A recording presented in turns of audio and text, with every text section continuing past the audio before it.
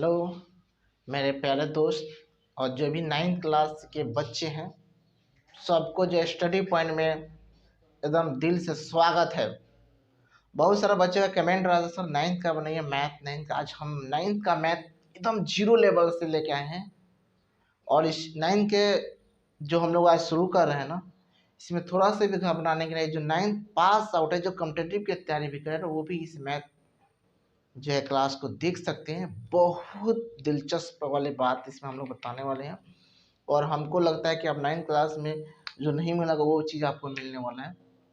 तो हम लोग 9th के जो है मैथ का पहला चैप्टर की ओर से देखेंगे, वास्तविक संख्याएं।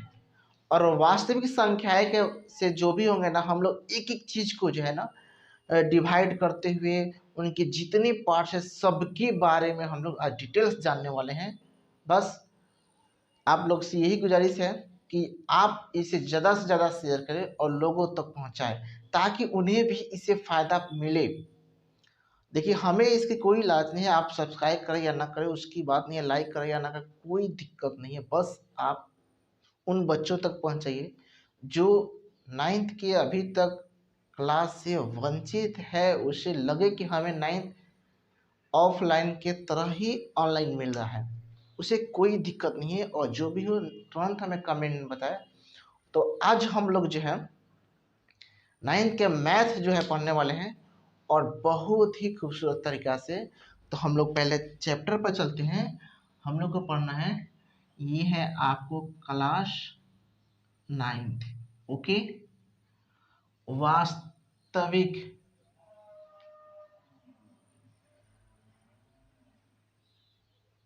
संख्याएं, बहुत प्यारा जो है ये चैप्टर हम लोग शुरू करने वाले हैं। सबसे पहले हम आपको बता दें कि वास्तविक संख्या है क्या।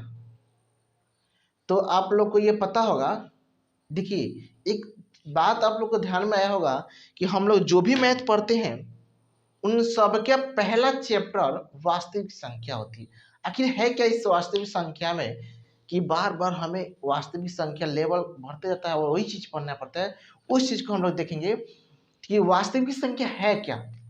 इसको हम लोग इंग्लिश में बोलते हैं real numbers. Clear? Real numbers, ठीक है मेरे प्यारे बच्चों।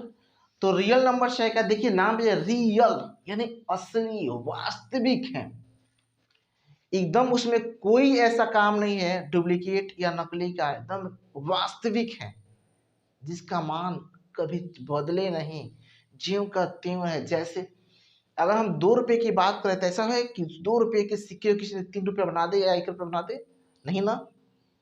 ठीक उसी तरीक़ा से वास्तविक का मतलब है जो वास्तविक हो, अपने आप में रियल हो, जिसका मान चेंज नहीं हो। जैसे वास्तविक सोना यानी होल मार्क, अगर हम सोना करते ऐसा है कि वो डुप्लीकेट निकल जाए, नहीं, आप डुप्लीकेट करेंगे तभी होगा। यानी जो रियली है वही रियली है, ब्रांडेड हो, उसी को हम लोग कहते हैं वास्तविक। तो आज हम लोग इन वास्तविक के बारे में पढ़ने वाले हैं, इन वास्तविक से संबंधित चीज को देखने वाले हैं। तो चलिए, तो हम आपको बता दें, एक वर्ड आएगा जिसे हम कहते हैं कॉम्प्लेक्स नंबर, ठीक है, यानी सम्मिश्र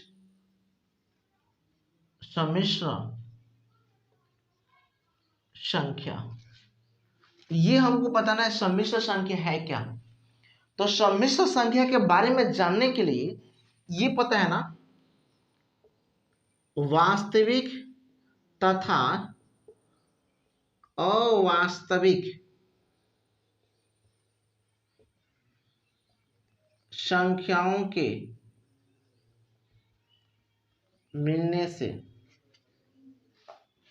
वास्तविक और अवास्तविक संख्याओं के मिलने से जो बनता है ना, उसी को हम कॉम्प्लेक्स नंबर यानी सम्मिश्र संख्या कहते हैं।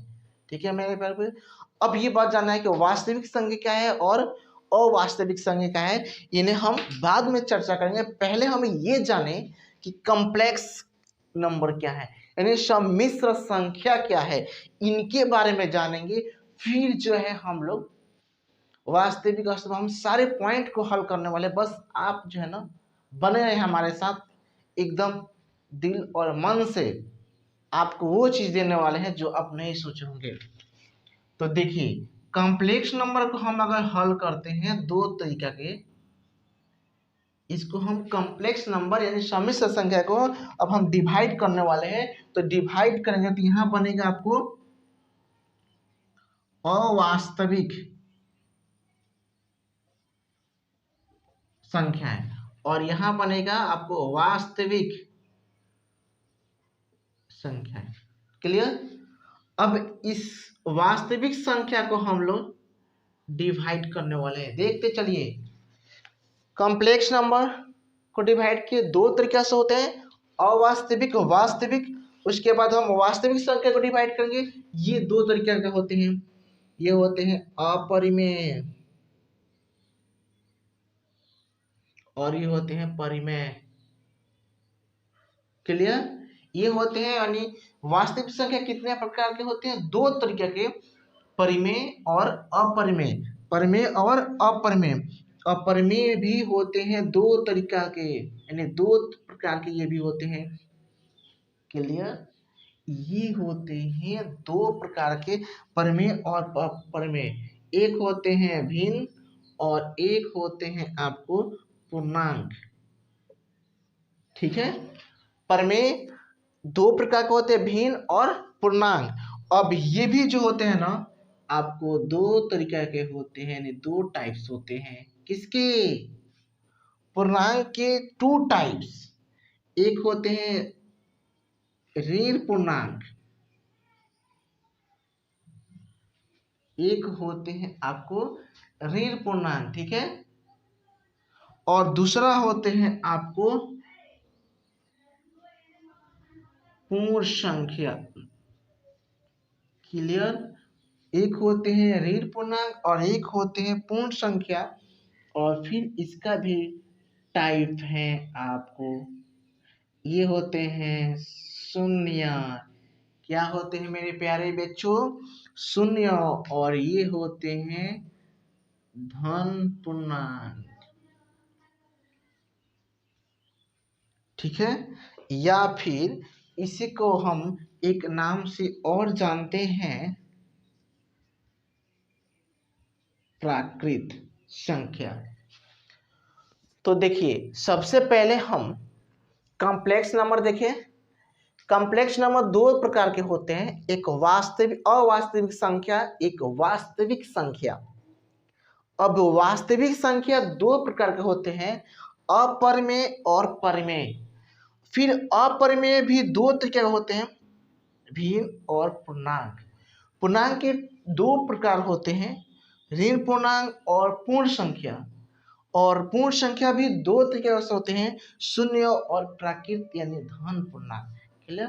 प्राकृत संख्या यानी धन पूर्णांक, यानी कि हम वहां तक पहुंच चुके हैं, एकदम पहली सीढ़ी पर हमने पहुंच चुका है। यानी एक हम कैसे ऊपरी सीढ़ी से चलते हुए और लास्ट में आपके अंत वाले सीढ़ी पर पहुंच चुके हैं।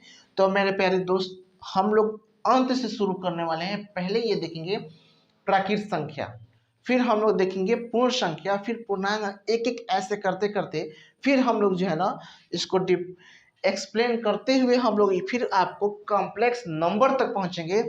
और अगर ये आपको पूरी की पूरी अगर ये समझ में बैठ जाते हैं ना, दिमाग में आ जाते हैं, तो हमें नहीं लगता है कि 9th क्लास के आपके जो पहला चैप्टर है होल नंबर्स, रियल नंबर्स, कोई कंफ्यूजन हो।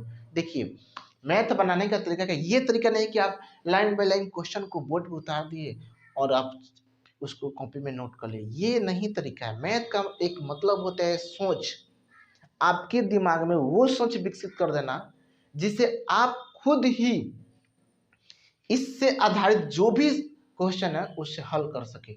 यदि आपके माइंड में ऐसा डेवलप नहीं कर हो पा रहा है, यानी डेवलप कोई नहीं कर पा रहा है, यानी कि आपके बस के मैथ नहीं है। मैथ के बनाने के लिए सोच विकसित करना पड़ता है और वो हम लोग सोच विकसित करने के लिए तैयार कर रहे हैं। ये नहीं कि हम बार बार क्वेश्चन को हल करते जाए, करते लाइन पे, ये गलत बात है। आपको जहाँ प्रॉब्लम होता है वहाँ पे थोड़ा सा हिट कर देंगे, धक्का दे दे, लेकिन जाना आपको है। तो मेरे प्यारे दोस्त, हम अब चलते हैं यहाँ पे प्राकृत संख्या यानी कि धन पूर्णांक के बारे में।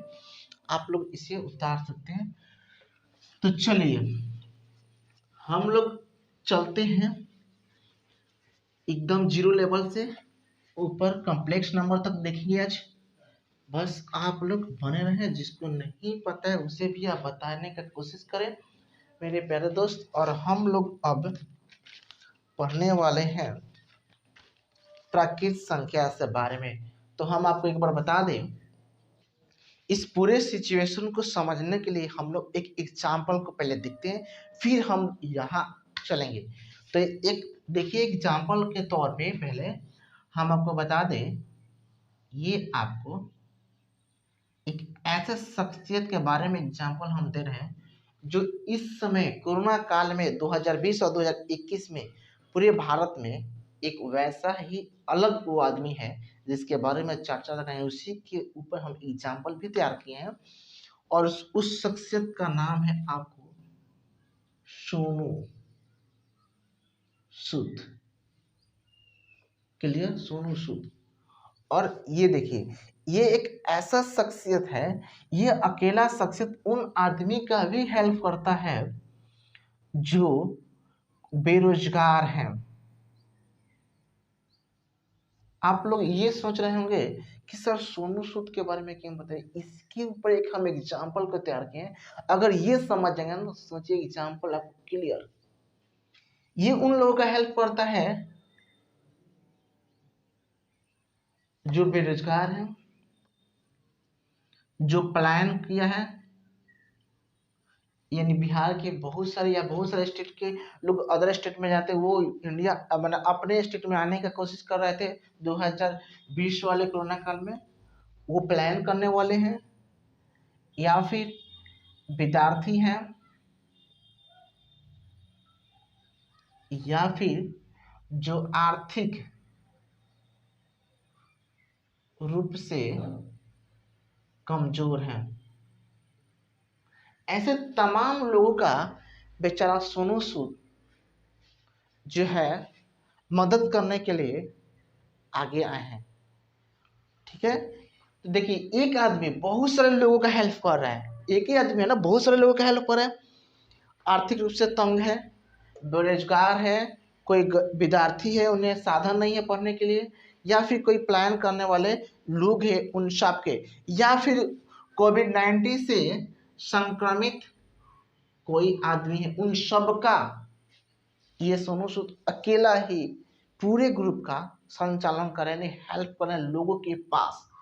ठीक वैसे ही हम लोग यहाँ पढ़ने वाले हैं एक जो मैथ के वो हीरो हैं, नेचुरल नंबर। ओके, ये हैं आपको नेचुरल नंबर। ठीक है, ये एक ऐसा नेचुरल नंबर है, ठीक ये सोनू सूद की तरह है। ये नेचुरल नंबर खुद गिनने के लिए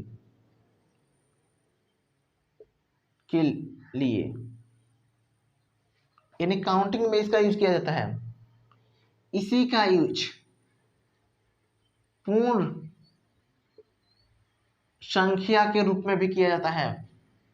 इसी का यूज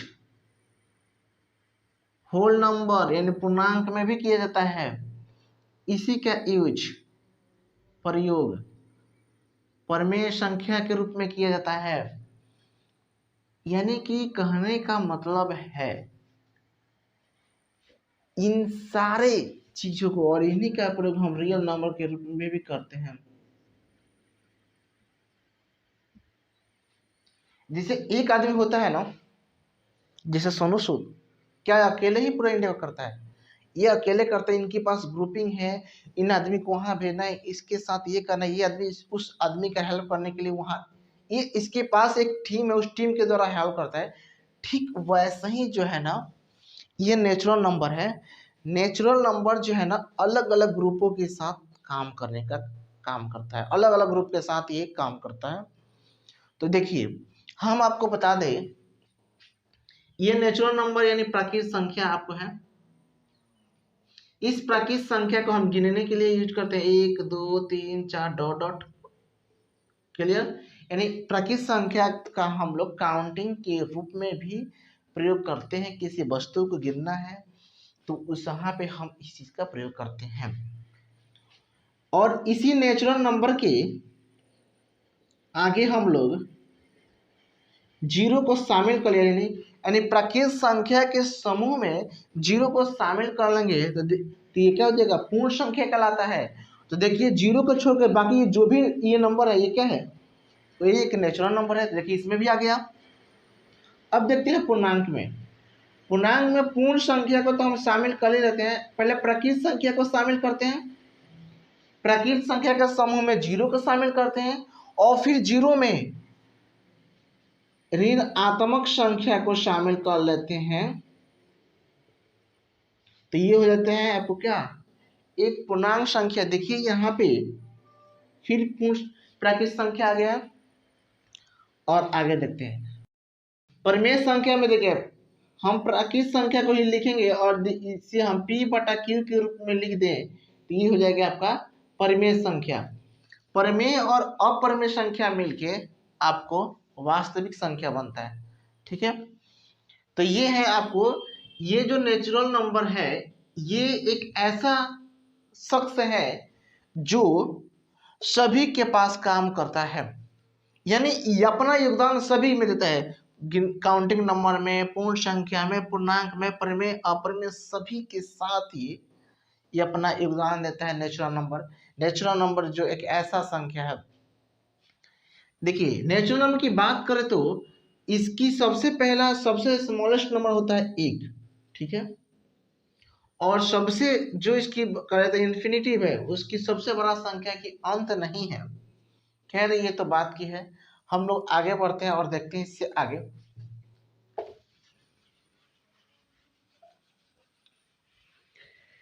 देखिए हम लोग अभी जो 9th क्लास का फर्स्ट लेसन पढ़ रहे हैं वास्तविक संख्याएं, ये एक ऐसा चैप्टर है जिसे आप चाहें तो समझ के इसके पूरे चैप्टर को हल कर सकते हैं।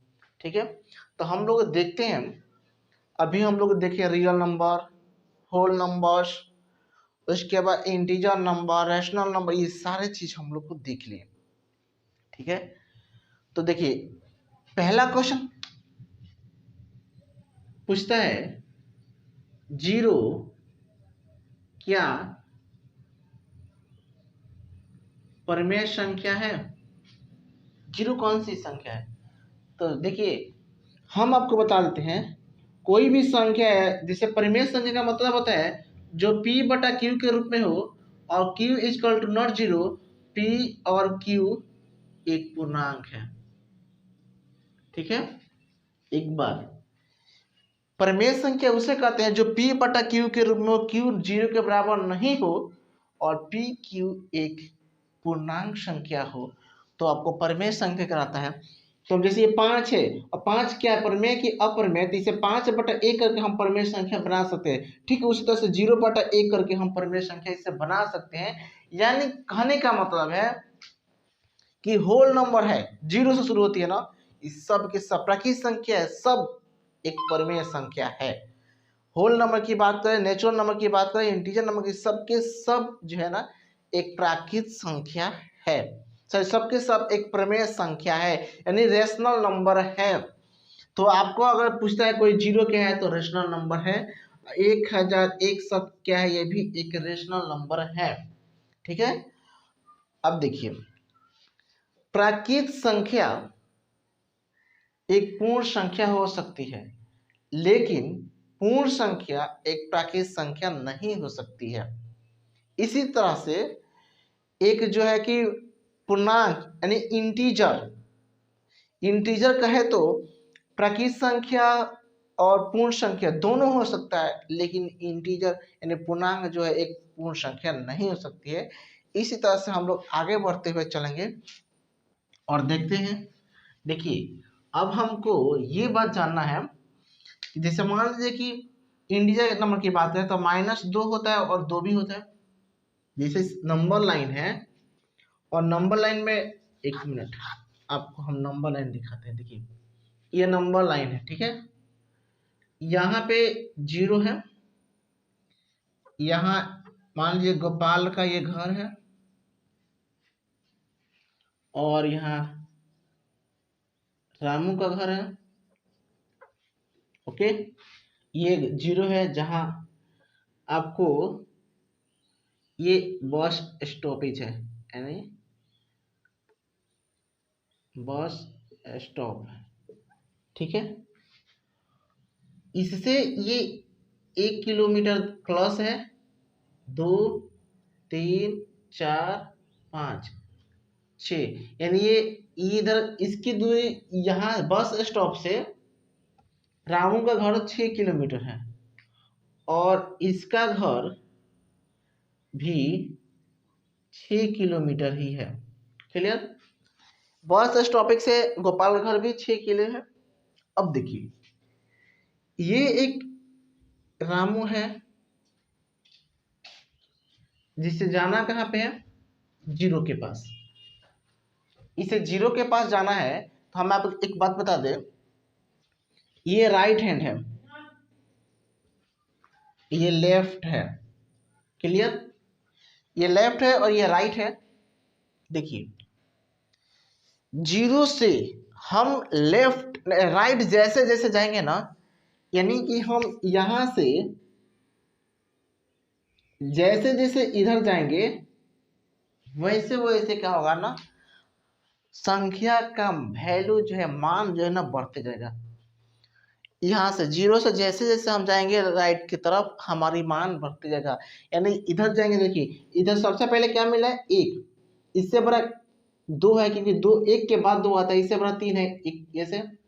ठीक वैसे ही यदि हम लेफ्ट साइड से राइट साइड की ओर जाएंगे, तब पर भी इसकी मान बढ़ेगी। देख लीजिए 6 5 में कौन बढ़ा है, तो -5 है। तो देखिए, तो इधर हम पहले 6 पे रुके हुए हैं, फिर अगर हम 6 के बाद जाएंगे 5 पे, तो 5 6 और -6, और -5 में कौन बढ़ा है, -5। ठीक उसी तरह से हम लेफ्ट साइड से राइट साइड जाएंगे तो सभी संख्या के मान में वृद्धि होगी। ठीक है, तो जैसे जैसे हम इधर जाएंगे तो मान में वृद्धि होती जाएगी। ठीक उसी तरह से जैसे जैसे हम राइट साइड से लेफ्ट साइड की ओर जाएंगे तो मान में कमी होगी। ये हमारा नंबर लाइन है। नंबर लाइन पे किसी भी चीज का हम लोग आसानी से मान निकाल सकते हैं। अब हमें आप लोग देखिए, ये तो हो गई बात। अब इधर यहाँ पे -2 है, यहाँ पे +2 है, यानी +2 है और -2 है। यदि हम किसी भी संख्या का वर्ग करते हैं ना, जैसे 2 का स्क्वायर 4, और 2 क्या है, पॉजिटिव संख्या है, यानी कहने का मतलब है कि हम पॉजिटिव संख्या का वर्ग करेंगे। एक मिनट, पहले वर्ग, पॉजिटिव संख्या का वर्ग करेंगे तो कितना आएगा, 4 आएगा। नेगेटिव संख्या का वर्ग करेंगे तो कितना आएगा, 4 आएगा। देख लीजिए, किसी भी संख्या का वर्ग करने पे, चाहे वो माइनस में हो चाहे प्लस में हो, उसका जो भी आंसर आता है ना आपको, वो जो है ना प्लस में आता है ना पॉजिटिव में आता है। इससे साबित होता है किसी भी संख्या का नेगेटिव या पॉजिटिव दोनों में भी अगर उसको हम स्क्वायर करते हैं ना, तो उसका आंसर आपको आएगा वो सिर्फ और सिर्फ पॉजिटिव आएगा। क्लियर। किसी भी संख्या का स्क्वायर कीजिए, चाहे पॉजिटिव हो या नेगेटिव हो, यानी कि हम स्क्वायर कर दिए 4 का तो 16 आएगा, -4 का स्क्वायर करेंगे तब भी 16 आएगा। क्लियर। अब देखिए, हम आपको ये इसलिए बता रहे हैं कि यहाँ पे एक हम लोग बहुत अच्छा कंसेप्ट को क्लियर करना है। अब हम 4 का स्क्वायर 16, -4 का स्क्वायर 16, यानी प्लस या माइनस दोनों का स्क्वायर 16 आ रहा है। यदि हम 16 का रूट निकाले कितना आएगा, 4। फिर से 16 का रूट निकालेंगे तो कितना आएगा, 4 आएगा। अब ये नहीं क्लियर हो पा रहा है कि हम 16 का रूट निकाले तो 4 आया, तो ये 16 पॉजिटिव है कि नेगेटिव है? आपको क्लियर हो रहा है? बताइए तो। जैसे हम 9 का ही रूट निकाले तो ये 3 होता है। ये कैसे पता चलेगा कि ये 9 जो था पहले ये -3 का रूट हुआ था या +3 का रूट हुआ था, ये पता चलेगा। यानी कि यहाँ पे देखिए -2 का स्क्वायर 4, 2 का स्क्वायर 4, यदि हम 4 का रूट निकालेंगे तो 2 आएगा। देखिए कैसे पता चलेगा कि ये जो 4 था यानी स्क्वायर 2 का स्क्वायर था, तो 2 स्क्वायर पॉजिटिव का स्क्वायर था कि नेगेटिव स्क्वायर था? ये हमें नहीं पता चल सकता है कि जो हम 2 का स्क्वायर किए थे वो पॉजिटिव स्क्वायर था कि नेगेटिव स्क्वायर था। ये क्लियर भी नहीं हो पाता है। लेकिन हमें ये बात जरूर पता होता है कि हम किसी भी चीज का अगर रूट बाहर निकालते हैं तो सिर्फ और सिर्फ पॉजिटिव में ही निकलता है, ना ही नेगेटिव में निकलता है। इसीलिए हम किसी भी संख्या का अगर रूट निकालते हैं तो उस पर हम प्लस माइनस का चिन्ह लगाते हैं। यानी हमें पॉजिटिव लेना हो तो पॉजिटिव लेंगे, नेगेटिव लेना हो तो नेगेटिव लेंगे, क्योंकि हमें ये नहीं पता चला है कि ये किस संख्या का स्क्वायर था, पॉजिटिव की नेगेटिव। ये क्लियर नहीं होने की वजह से हम जो है जब किसी भी संख्या का रूट निकालते हैं तो प्लस माइनस का चिन्ह लगाते हैं। यदि हमें प्लस का आवश्यकता होता है तो प्लस लेते हैं, माइनस की आवश्यकता होती है तो माइनस लेते हैं। इसके वजह से हम जो है किसी भी संख्या का रूट निकालते हैं तो प्लस माइनस कर देते हैं, क्योंकि हमें ये क्लियर नहीं हो पाता था ये किस मतलब संख्या का ये वर्ग है, स्क्वायर का या पॉजिटिव का या नेगेटिव का। तो इस बात को लेकर हमने ऐसा, तो ये आपको कंफर्म हो गया होगा कि किसी भी संख्या का स्क्वायर करने पे नेगेटिव हो या पॉजिटिव, पॉजिटिव भी उसका स्क्वायर होता है। यानी किसी भी संख्या का रूट निकालने पर उसका आंसर नेगेटिव नहीं आता है बल्कि सिर्फ पॉजिटिव आता है। इसके वजह से हम उस पर प्लस और माइनस दोनों चीज का हम साइन लगा देते हैं। क्लियर मेरे प्यारे बच्चों? अब कहते आपको यदि समझ में नहीं आ रहा है तो हम कमेंट में हम बताएं हमें, आपकी जो भी प्रॉब्लम होगा उस प्रॉब्लम को दूर करने के लिए हम प्रयास करेंगे। तो ये उसके बाद हम लोग चलते हैं इसके आगे, हम लोग स्क्वायर पर वर्ग पर जान गए। अब हम लोग को नेक्स्ट पॉइंट पढ़ना है परमेय संख्या। ठीक है, परमेय संख्या हम शॉर्टकट में बता दिए थे, लेकिन हमें 9th क्लास में बहुत पूरा डिटेल्स जानना है परमेय संख्या के बारे में। ठीक है, तो देखिए ये जो परमेय संख्या है, पहले कहते किसे हैं? एक वैसी संख्या जिसे P/Q के रूप में लिखी जाए उसे हम परमेय संख्या कहते हैं। क्लियर? जिस संख्या को हम P/Q के रूप में लिख सकते हैं उसे हम परमेय संख्या कहते हैं। यानी कि जिसे हम P/Q के रूप में लिख सकते हैं उसे परमेय संख्या कहते हैं। क्लियर? अब देखिए, और जहां Q ये कभी भी 0 के बराबर नहीं होगा, ये Q जो है ना कभी भी 0 के बराबर नहीं होगा। P और Q एक पूर्णांक है। ठीक है, ये हो गया आपको परमेय। अपरमेय,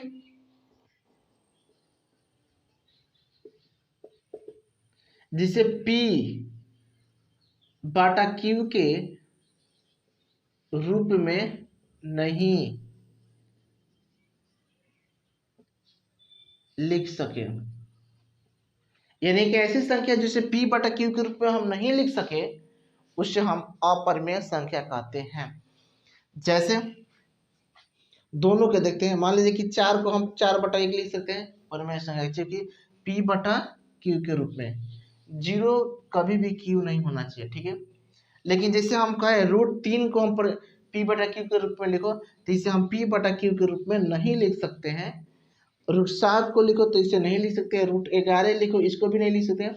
यानी कहने का मतलब है जिसे हम p बटा क्यू के रूप में नहीं लिख सकते हैं उसे हम अपरिमेय संख्या कहते हैं। जैसे रूट 3, रूट 7, रूट 11, इन सभी संख्याओं को हम p बटा क्यू के रूप में नहीं लिख सकते हैं। अब एक बात और जानना है इससे समझ जो बहुत ही इंपॉर्टेंट है। देखिए हम कहे कि -4/1 -5/6 ये सब के हैं, एक परिमेय संख्या है।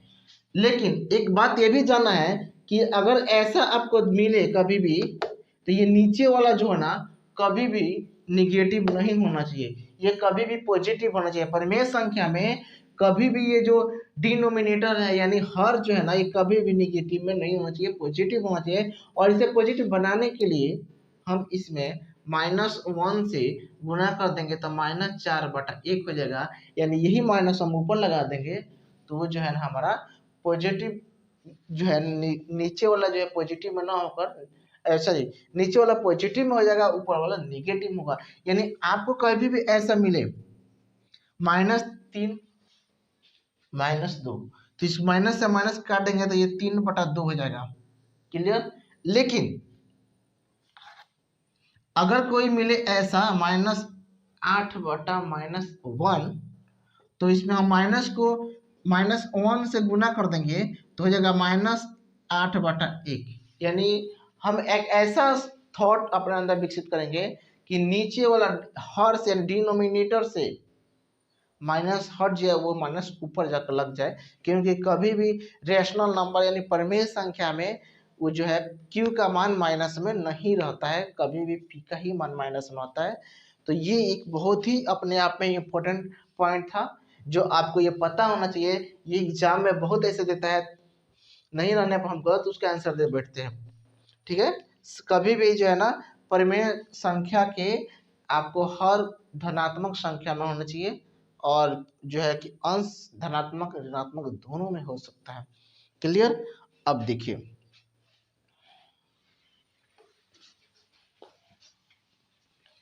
अगर आपको कोई भी दिक्कत हो वीडियो से संबंधित या चैनल से संबंधित आप तुरंत कमेंट में बताएं। अब देखिए इसके बाद हम लोग को एक क्वेश्चन बार बार पूछता है ऐसे, ये नेचुरल नंबर है, n से हम नेचुरल नंबर को इंडिकेट करते हैं, z से, फिर और q से और r से। इन सभी संख्या के बारे में हम पता करते हैं ये आखिर है क्या, n z q r। Clear. देखिए n आपको बहुत ही अच्छा तरीके से पता होगा, n जो है एक नेचुरल नंबर है। नेचुरल नंबर के हम पहले अक्षर को n से इंडिकेट करते हैं, इसीलिए हम जो है n लिख दिए। ठीक है।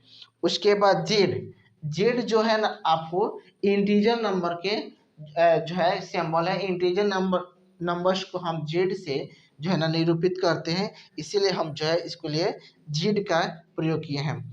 उसके बाद हम लोग देखते हैं आपको q है ना, हाँ q है। q जो है ना आपको परिमेय संख्या सॉरी रेशनल नंबर जो है ना आपको r से इंडिकेट किया जाता है। ठीक है, एक मिनट आ गया मिटाने वाला।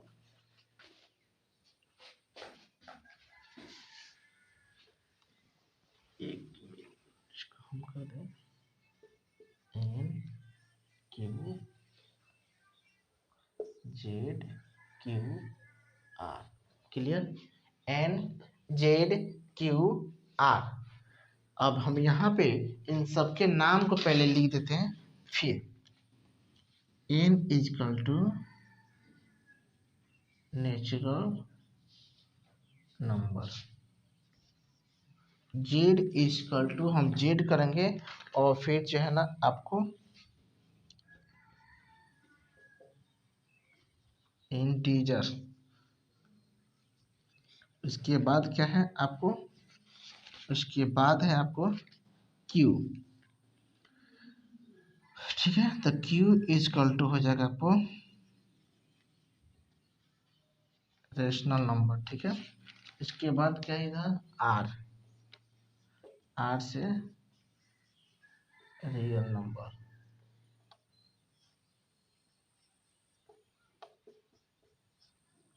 ठीक है, देखिए N for natural number, Z for integer number, Q for rational number, R for real number. Clear. अब आप लोग के दिमाग में ये बार बार सवाल उठ रहा होगा कि सर ए से नेचुरल नंबर होता है तो आप नेचुरल नंबर लिख दिए हैं, ठीक है। उसके बाद ये आई से इंटीजर नंबर होता है तो आप जेड क्यों लिखे हैं, आप जेड क्यों लिखे हैं, इसलिए लिखे हैं ये एक अपन जो क्या बोलते हैं, ये अपने देश के वर्ड नहीं है, ये किसी दूसरे देश के वर्ड है। ये एक जर्मन शब्द है जेहलिन, जर्मन शब्द जेहलिन से ये लिया गया है और इसीलिए इसे हम जेड से निरूपित करते हैं। ठीक उसी तरह से क्यू भी अपने यहाँ का नहीं है, ये क्वाइटेंट शब्द से निकल के बना है क्यू, और आर से रियल होता है। इन चारों में ऐसा क्या संबंध है बताना है, इन चारों में कैसा संबंध है। देखिए नेचुरल नंबर को हम पूर्णांक संख्या भी कह सकते हैं, तो नेचुरल नंबर इसमें मिला हुआ है, यानी हम इसमें ऐसे कर सकते हैं, इससे से संबंधित है। और पूर्णांक संख्या को किससे संबंधित है, परमेय संख्या से संबंधित है, इसको हम ऐसे कर सकते हैं। क्लियर। और ये सब किससे संबंधित है, रियल नंबर से। यानी कि इन चारों के बीच एक ये संबंध स्थापित होगा। हमें ये ऑब्जेक्टिव में बहुत बार क्वेश्चन किया है कि इन चारों में कैसा संबंध है, कभी इस साइन को कभी इस साइन को, किसी भी साइन को चेंज कर देता है और आपको इसे 4 ऑप्शन देता है। तो आपको याद होना चाहिए कि नेचुरल संबंधित है जेड से, जेड संबंधित है क्यू से, क्यू संबंधित है आपको रेशनल नंबर से, रियल नंबर से। और इन सब का फुल फॉर्म आपके सामने लिख दिया गया है, आप यहाँ से इन सब के फुल फॉर्म को याद करके और फिर इनके साथ संबंध आप स्थापित कर सकते हैं। ठीक है, इसका मतलब ये कहा कि इन चारों का संबंध रियल नंबर से है। और आपको ऐसे भी पता है कि रियल नंबर जो बनता है प्रमेय और अप्रमेय दोनों के मिलने से बनता है, दोनों को मिलाने से आपको रियल नंबर यानी वास्तविक संख्या मिलता है, और फिर वास्तविक संख्या को और अवास्तविक संख्या को मिलाने से हमें आपको जो है ना कॉम्प्लेक्स नंबर मिलता है, जो हम उसमें उस डायग्राम में आपको हम दिखाए थे बहुत सारा सब उसमें वहां से। अब हम चलते हैं इसकी आगे, अब रियल नंबर के पास। तो रियल नंबर अब हम लोग देखते हैं कि रियल नंबर में क्या है। देखिए रियल नंबर यानी वास्तविक संख्या। अब रियल नंबर यानी वास्तविक संख्या के हम लोग जो है ना दशमलव प्रसार को देखेंगे, दशमलव प्रसार को देखेंगे। ठीक है, देखिए ये दो तरह होता है, अवसानी आवर्ती, ठीक है, और ये होता है अनसानी, इसको हम या शांत भी कहते हैं। ठीक है, ये अवसानी आवर्ती यानी इसको शांत भी कहते हैं, यह अनवसानी अनवसानी आवर्ती, ये यहाँ बनेगा, इसी अवसानी या शांत, इसे अवसानी या शांत, इसे अनवसानी या आवर्ती कहते हैं। ठीक है, इसको हम इंग्लिश में बोलते हैं, इंग्लिश नाम आसान होता है, टर्मिनेटिंग, टर्मिनेटिंग डेसिमल, इसे कहते हैं non terminating recording, non terminating recording, यानी कि टर्मिनेटिंग अवसानी, नॉन टर्मिनेटिंग अनवसानी, रेकॉर्डिंग आवर्ती होती है। देखिए हम किसी भी संख्या को भाग देंगे, देखिए कट गया, और फिर अगर हम भाग देते हैं तो इस तरह से,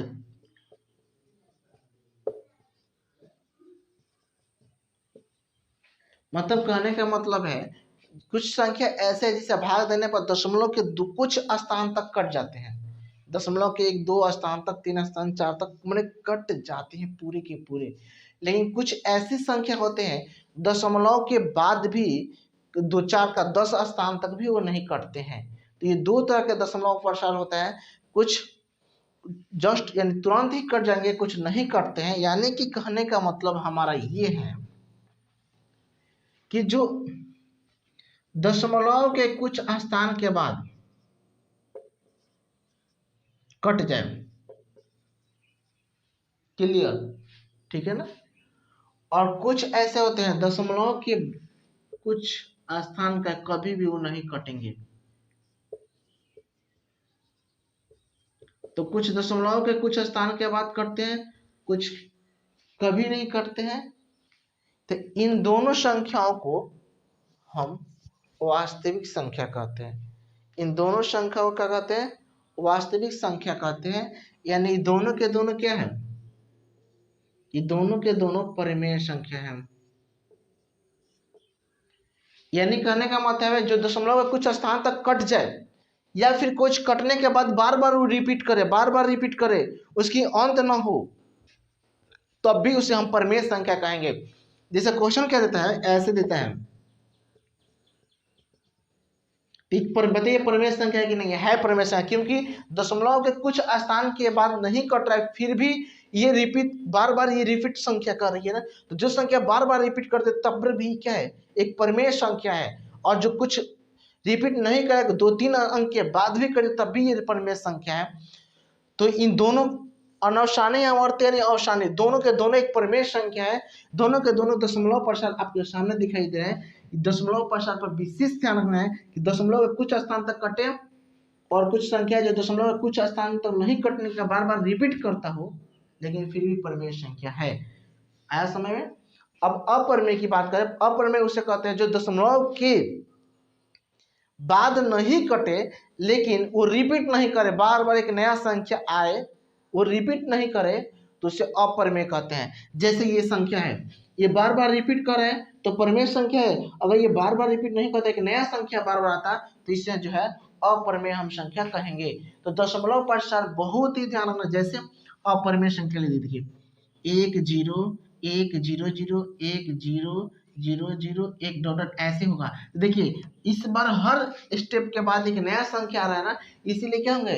ये अपरिमेय संख्या होंगे। ऐसा जब भी आपको मिले तो ये इसको समझेंगे अपरिमेय संख्या, और आपको इस दोनों में से कोई भी मिले तो ये समझेंगे हम परिमेय संख्या। यानी किसी भी संख्या को भाग देने पर इस रूप में, इस रूप में, इसमें से कोई भी एक नया रूप आए तो आप उसे बोलेंगे परिमेय संख्या, यानी शांत। और जो दशमलव के कुछ संख्या के बाद नॉन रिपीटेड हो उससे बोलेंगे अशांत। तो मेरे प्यारे बच्चों, ये आपको पसंद आया हो तो लाइक और शेयर जरूर कीजिएगा, और हमें आपको ये कैसा वीडियो लगा जरूर कमेंट बताएं, ताकि इससे भी अच्छा जो है हम वीडियो बनाने की कोशिश करें और आप तक पहुंचाएं।